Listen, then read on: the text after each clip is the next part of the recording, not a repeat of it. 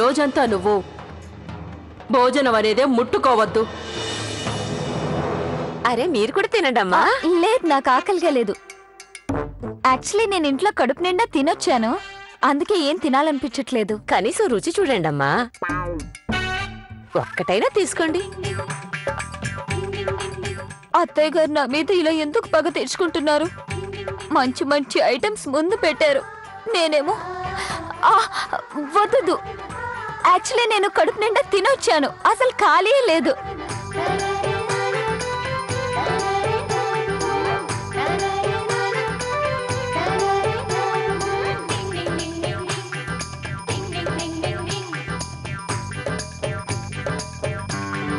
ఇది లవ్లీ పెద్ద తోటి కోడలి కోసం, ఇక ఇది లవ్లీ అత్తగారి కోసం.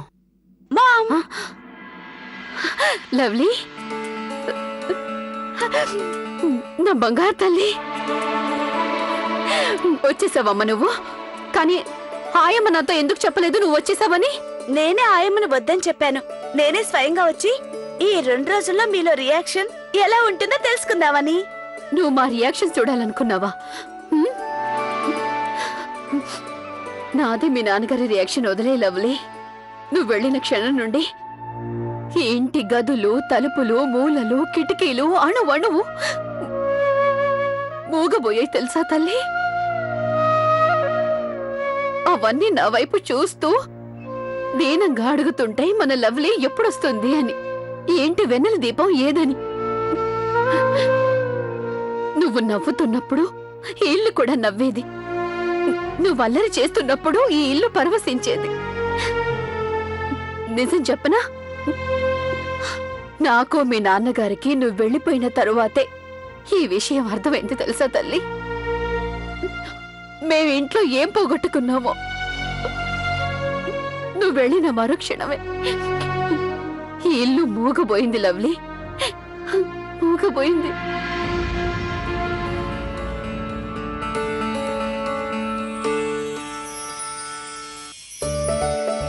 డాడ్,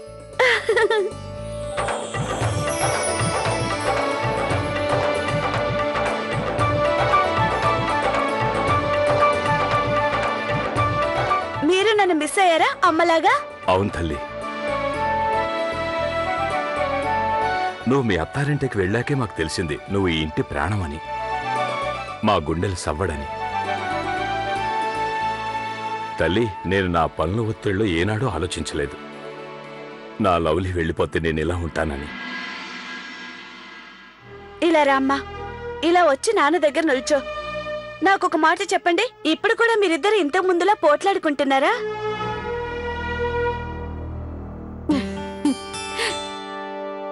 అప్పుడప్పుడు కొంచెం కొంచెం. కానీ ఈ మధ్య మా గొడవల్లో ఆ మజాయే రావడం లేదు. ఎందుకంటే ఆపడానికి నువ్వు లేవు కదా లవ్లీ, అందుకనిక మేమే గొడవలు తగ్గించేశాం. సరే పద పద కిందకెళ్దాం. నీకోసం ఆయమ్మ ఎన్ని రకరకాల వంటలు చేసిందో తెలుసా? పద. అమ్మా ఒక్క నిమిషం, నాతో పాటు ప్రియాక్క కూడా వచ్చింది, అందుకని నేను ఈ విషయం మీకు ముందే చెప్పేస్తాను. ఏంటో చెప్పు లవ్లీ. మామ్, మా అత్తగారింట్లో ఒక ఆచారం ఉంది. వాళ్ళు బయటకు వచ్చినప్పుడు ఎంతో బతులాడితే కాని పెట్టింది తినరు. అంటే వాళ్ళని తినమని మనం ఎక్కువసార్లు బతులాడాలి. అది సంగతి. ఇప్పుడు మీరు ప్రియాక్కని ఇక్కడ గనక ఫోన్ చేయాలంటే మీరు తన్ని చాలా ప్రేమగా మరీ మరీ బతిలాడాలి.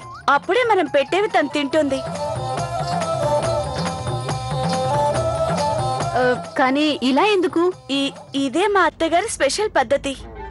సరే కాని లవ్లీ, నాకో మాట చెప్పు. మీ అత్తగారు గత జన్మలో బ్రిటిష్ సైన్యంతో మాత్రం పని అయితే చేయలేదు కదా?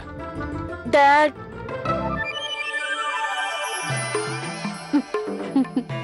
గత జన్మలో ఏమో గాని నాకైతే ఈ జన్మలోనే కౌశిక్ నివాస్ మేజర్ లా కనిపిస్తోంది. మంచిది, నువ్వు ఆ సంగతి వదిలే. నేను ఏది ఏమైనా మీ తోటి కోడలికి తినిపించి పంపిస్తాను.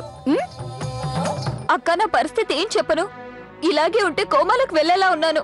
అయినా అక్క, ఈ పనిష్మెంట్ నాకేమైనా తక్కువ అయిందా? మళ్ళీ అత్తయ్య గారు నన్ను లవ్లీ వెంట పంపారు. మీకు తెలుసా అక్క, నేను వచ్చినప్పటి నుంచి లవ్లీ వాళ్ళ ఆయమ్మ అత్తిను ఇత్తిను అని నన్ను బ్రతిమలాడుతూనే ఉందక్క. అది మేము అర్థం చేసుకోగలం ప్రియా, కానీ ఏం చేయగలం?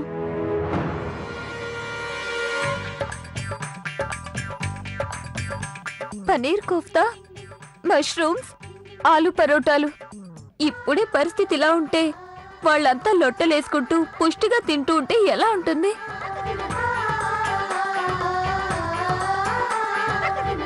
Hello hello Priya. చెప్పండి అక్క. ప్రియా చూడు, నేను చెప్పేదేంటంటే ఎలాగోలా సగం రోజు అయిపోయింది. ఇంకాస్త ఓపిక పడితే చీకటి పడిపోతుంది కదా. గౌరక్క, ఏదేమైనా నేను అసలు వంటల వైపు చూడను. అత్తగారు నాకు వేసిన పనిష్మెంట్ ని తప్పకుండా పాటిస్తాను. ఉంటానక్క. లవ్లీ పేరెంట్స్ వస్తున్నారు, తర్వాత మాట్లాడతాను. అలాగే ప్రియా. తను ఏం తినలేదంటుంటే నాకు చాలా బాధగా ఉంది. తనతో పాటు పిల్లలు కూడా పస్తులున్నారు కదా. అక్క, మీరు బాధపడకండి. నాకు పూర్తిగా నమ్మకం ఉంది. ప్రియ శిక్షను పూర్తి చేస్తుంది. నమస్తే. అయ్యో, మీరు నిల్చునే ఉన్నారే. రండి, అలా భోంచేస్తూ మాట్లాడుకుందాం. రండి రండి రండి.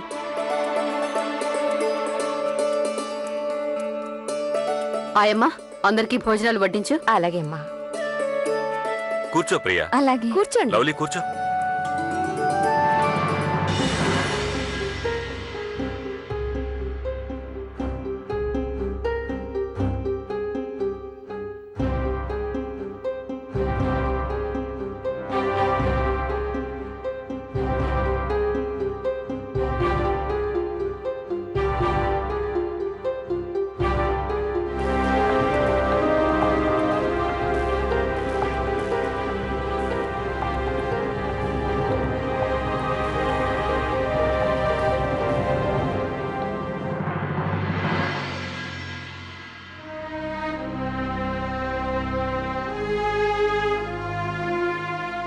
అమ్మాయి ప్రియకి ఇంత కఠినమైన శిక్ష వేయాల్సింది కాదు.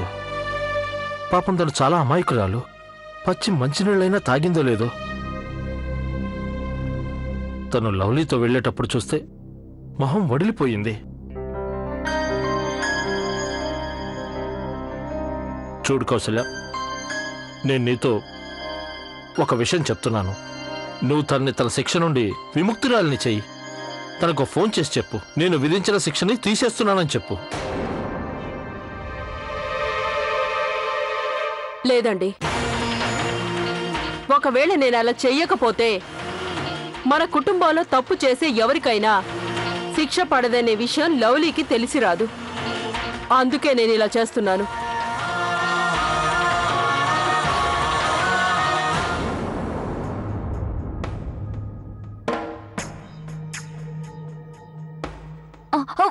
వద్దు.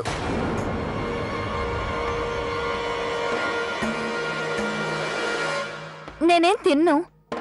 ఈ ప్లేట్ ఇలాగే ఉండనివ్వండి.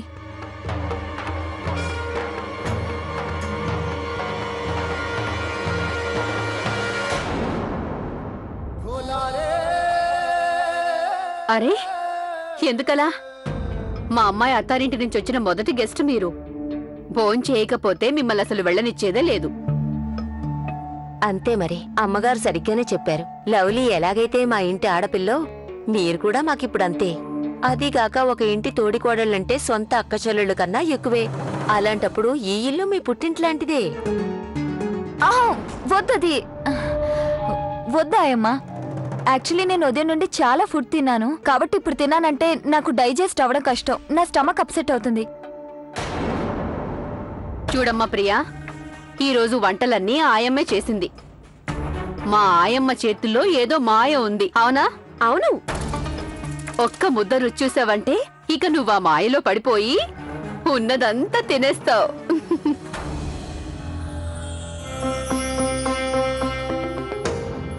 కొంచెం తినమ్మా ప్లీజ్.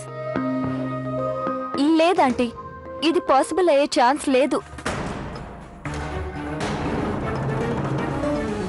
పాపం ప్రియా ఒక్క క్షణం కూడా ఆకలికి తట్టుకోలేదు. పైగానేమో బోలెడన్ని ఐటమ్స్ చేసి వరుసగా తన ముందు పెట్టుంటారు. పాపం. అవును మిన్ని, నువ్వు చెప్పింది కరెక్టే. పాపం ప్రియా ఎలా తట్టుకుంటుందో ఏమో. ఈ రోజు ఉదయం నుంచి ఒక ముద్దైన ముట్టని పిల్ల ముందు తినే ఐటమ్స్ పెట్టి పక్కనున్న వాళ్ళు పుష్టిగా తింటూ ఉంటే తను ఎలా ఉండగలదు పాపం? నిజమక్క. అక్క, నాకైతే అస్సలు ఆకలిగా లేదు. నా ఉద్దేశం, ఈరోజు ప్రియా తినట్లేదు కాబట్టి మనం కూడా ఏమీ తినొద్దు. అలా చేస్తే తను ఒంటరి కాదని తెలుసుకుంటుంది. లేదు సిమ్రన్, మనం ఇలా చేస్తే అత్తగారు తనకి వ్యతిరేకంగా మనం ఒకటయ్యాం అనుకుంటారు. ఇలా చేసావని తెలిస్తే ఆమెకు కోపం వస్తుంది.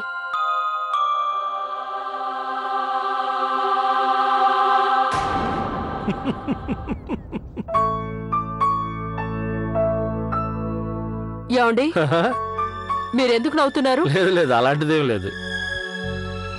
ఏమండి చెప్పండి. అరే ఏం లేదంటున్నానుగా. నాకు బాగా తెలుసు మీరు నవ్వుతున్నారంటే దానికి కారణం తప్పకుండా ఉంటుందని. చెప్పండి. చెప్పేస్తాను. నా మనసులో ఉన్నదేంటంటే, మీ నలుగురు కోడళ్ళు లవ్లీని మార్చబోయి వాళ్లే తనలాగా మారిపోతారా ఏంటి అని. ఎందుకో తెలీదు, ఇలా కూడా జరగచ్చు. లవ్లీ బొమ్మని బొరుసులా మార్చేస్తుందనిపిస్తోంది. లేదండి, మీరన్నది అసంభవం. అవునా? మీరింత నమ్మకంగా ఈ విషయాన్ని ఎలా చెప్పగలరు?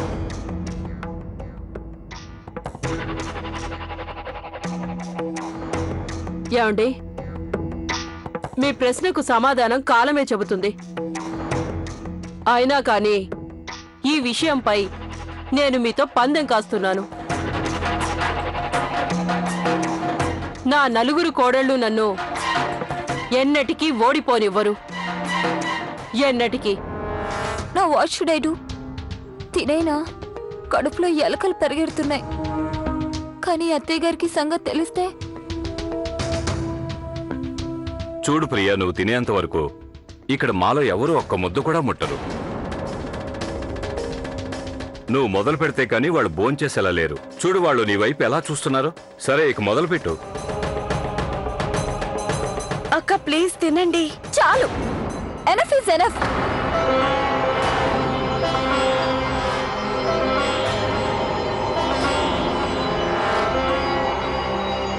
నీకు బాగా తెలుసు నేనెందుకు భోజనం చేయట్లేదు. అలాంటప్పుడు నువ్వు ఆ విషయాన్ని నీ పేరెంట్స్కి ఎందుకు చెప్పట్లేదు?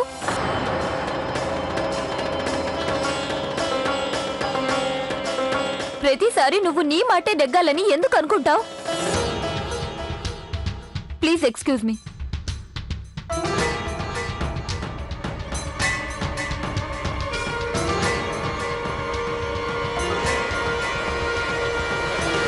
నేనింతకాలం నా కోడళ్ళని సానపెట్టి వజ్రాల్లా తీర్చిదిద్దాను. అలాంటి నా కోడళ్ళని ఆ లవ్లీ ఎన్నటికీ మార్చలేదు. ఇది అసంభవం. నా కోడళ్ళు ఏనాటికి కూడా నేను గీసిన గీతను దాటలేరు.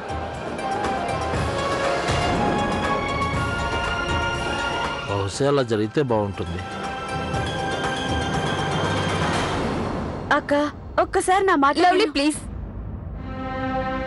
ఇప్పటికి జరిగింది చాలు. నన్ను కాసేపు ఒంటరిగా ఉండనివ్వు ప్లీజ్. అక్క, కౌశిక్ ఇంటి కోడళ్ళు మరొక ఇంటికి అతిథిగా వచ్చి వాళ్ళ ప్రేమాభిమానాల్ని కాదని ఇలా అవమానించి వెళ్తారా? తెలుసా అక్క, ఈరోజు నిన్ను రిక్వెస్ట్ చేసినంతగా మా అమ్మా నాన్నలు నా చిన్నప్పటి నుంచి కూడా ఎప్పుడూ నన్ను చేయలేదు. కానీ మీరు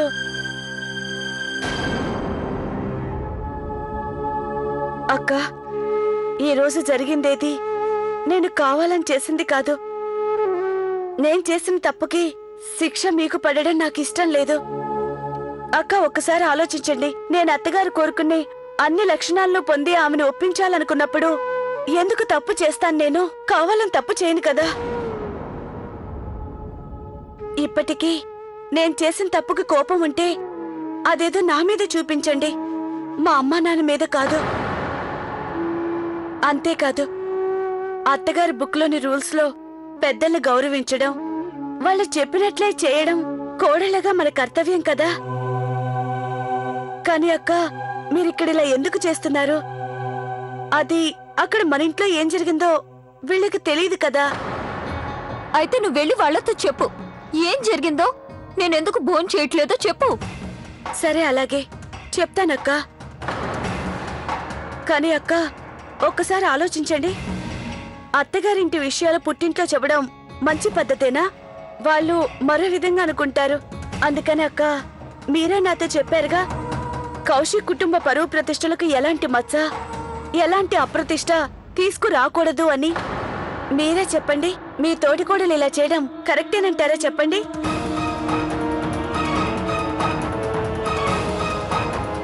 అక్క, మీరే తినే టేబుల్ మీద నుంచి లేచొచ్చేశారు. ఇది అన్నాన్ని అవమానించడమే కాదు, బ్యాడ్ మేనర్స్ కూడా అవుతుంది. ఇక మీరే నిర్ణయించుకోండి. మా అమ్మా నాన్నల్ని అవమానించదలుచుకున్నారు, లేకపోతే డైనింగ్ టేబుల్ దగ్గరకొచ్చి భోంచేస్తారు.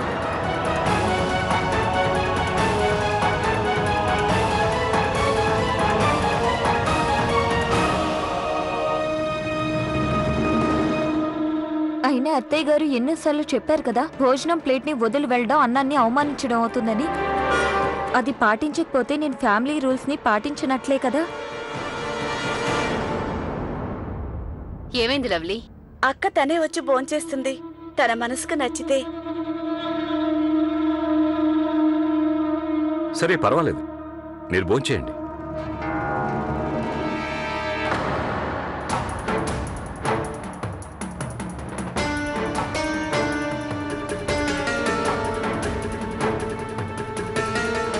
Aunty, I'm sorry. సారీ చెప్తే చాలదు. నువ్వు మాతో కూర్చొని ఇప్పుడు భోంచేస్తే కానీ నేను నిన్ను క్షమించను తెలుసా?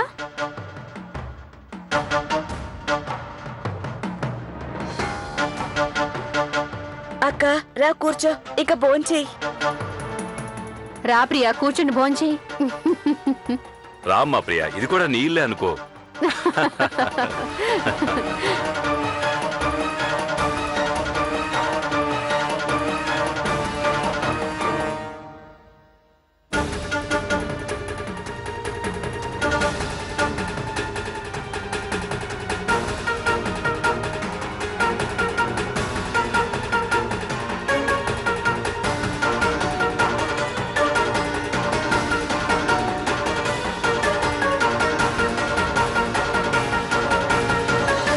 అక్క ప్లీజ్ భోంచేయి.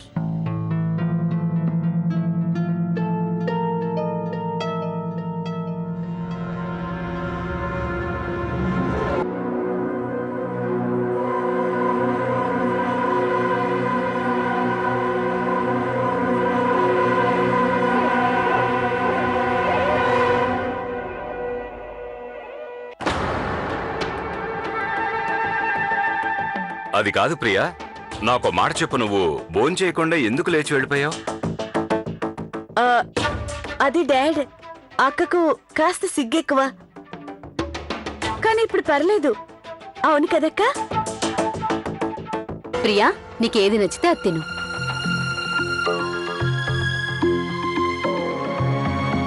అయ్యో, ఎలాగో తినడం మొదలు పెట్టేశాను, ఇక మధ్యలో ఆపడం ఎందుకు? లవ్లీ, నువ్వు ప్రియక్కను భోంచేసేలా చేశావు, కానీ ఇప్పుడు నువ్వు తినకుండా ఎలా ఉండగలవు? నీకు నువ్వే మాటిచ్చుకున్నావు, ప్రియక్కకు వేసిన శిక్ష నువ్వే అనుభవిస్తానని.